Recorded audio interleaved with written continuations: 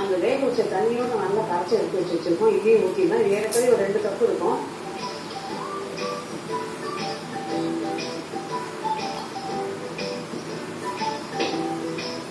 இதையும் அதில் ஊற்றிடணும். இதோட ரசப்பொடி,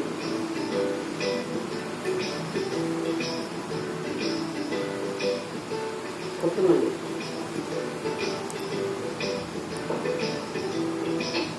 ரசப்பொடியை ஒரு 3 கிராம் லேசாக கொடுத்தாருன்னு சொன்னால் சரியாக இருக்கும்.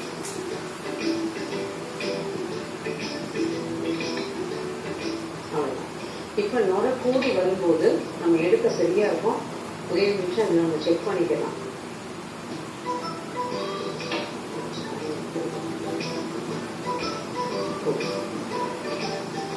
இப்போ இது வந்து சுற்றிலும் நுர கூடி வரணும்.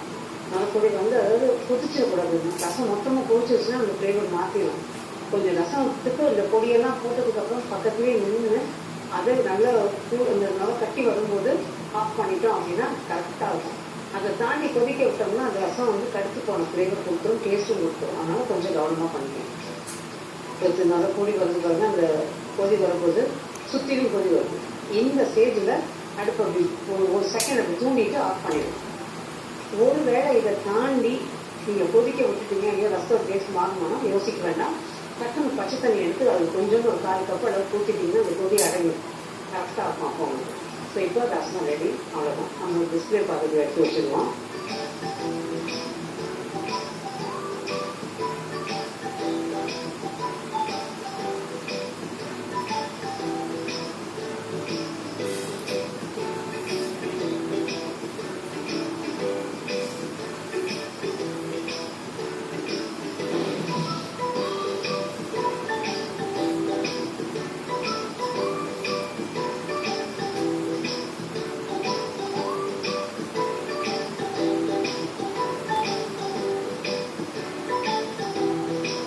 காய வச்சு கடுகு, வெந்தயம், காஞ்ச மிளகாய், பெருங்காயம் தாளித்து தக்காளி சேர்த்து உப்பு மஞ்சள் தூள் சேர்த்து அது வதங்கினதுக்கப்புறமா அதோட இடித்து வச்சதையும் சேர்த்து காளானையும் சேர்த்து நல்லா வதக்கிட்டு புளித்தண்ணியை ஊற்றி தேவையான தண்ணியை ஊற்றி 2 நிமிஷம் கொதிச்சதும் பருப்பு தண்ணியை ஊற்றி அதோட ரசப்பொடியும் போட்டு தேவையான தண்ணியை ஊற்றி நுரக்கட்டி வரும்போது இறக்கணும் அப்படின்னா மஷ்ரூம் ரசம் தயார்.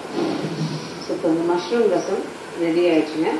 இதை நம்ம சர்வ் பண்ணும்போது ஒரு லேசாக ஒரு கலக்கிட்டு ஒரு செகண்ட் விட்டிங்கன்னா அந்த பொடியெல்லாம் கொஞ்சம் செட்டில் ஆகும். மேலே வந்து அந்த மஷ்ரூம் இதெல்லாம் வரும். அந்த நேரத்தை அதை அப்படியே எடுத்து நம்ம ஊற்றிட்டு பிசைஞ்சு சாப்பிட ரொம்ப நல்லாயிருக்கும். இது கொஞ்சம் வித்தியாசமாக இருக்கும். மஷ்ரூமை பிடிச்சவங்களுக்கு நிச்சயமாக இந்த ரசம் பிடிக்கும். வேறு நிறைய டிஷ்ஷஸ்லாம் பண்ணுறோம் இல்லையா, அதெல்லாம் தாண்டி இதுக்கு வந்து ரசமாக பண்ணி கொடுத்துருக்கோம். ஸோ ட்ரை பண்ணி பாருங்கள். இனி அடுத்து இதுக்கு ஒரு அக்கம்பனிமெண்ட்னு சொல்லுவாங்க, சைட் டிஷ் ஒன்று.